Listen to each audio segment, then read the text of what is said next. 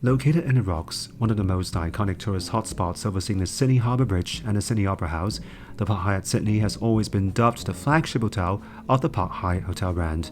As they have a 3 nights for the price of 2 package in July, I have stayed in this hotel to celebrate my birthday. The room that I'm staying is the Opera View room. Although this is one of the smaller rooms in the hotel, it is very spacious and good enough for couples, not to mention that I travel solo. The room is big enough to accommodate a square dining table, as well as sofa and a really big king-size bed. But most importantly, the room has balcony, which you can enjoy the panoramic views of both the Sydney Harbour Bridge and Sydney Opera House. Overall, I found the room to be oozing contemporary luxury, which is a surprise to me after staying in Park Hyatt Melbourne and Canberra. Equally impressive is the bathroom, which is logically presented, with showers and bathtub placed on one side and double sink on the other side. I am so glad to have found that the hotel is still using Le Labo's Bergamote 22 as a bathroom amenities, as I thought they have changed to another brand when I stayed in Park Hyatt Canberra. This brand is one of the best hotel shower gel that I've used, and the fragrant smell of bergamot is so soothing and skin-friendly. The toilet is a heated one similar to the one at the W Melbourne, but you have to manually lift the lid.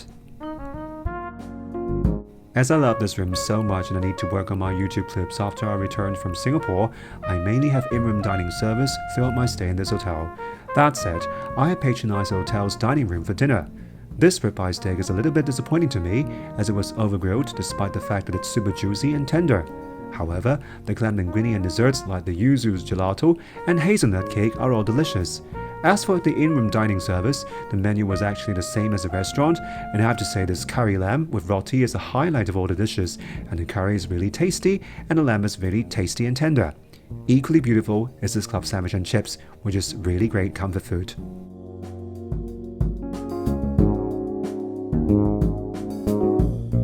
Breakfast is served in semi-buffet style, and I have to say you should not miss their pastry, which I think only Mandarin Oriental Taipei can top that. Equally impressive is their a la carte breakfast. I in particular like this full breakfast, as well as this crab omelette.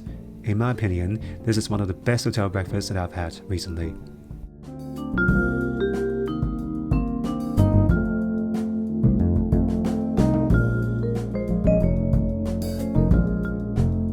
The swimming pool of the hotel is actually quite small. Facing the rocks, it is actually not as Instagrammable as you have seen in some IG photos.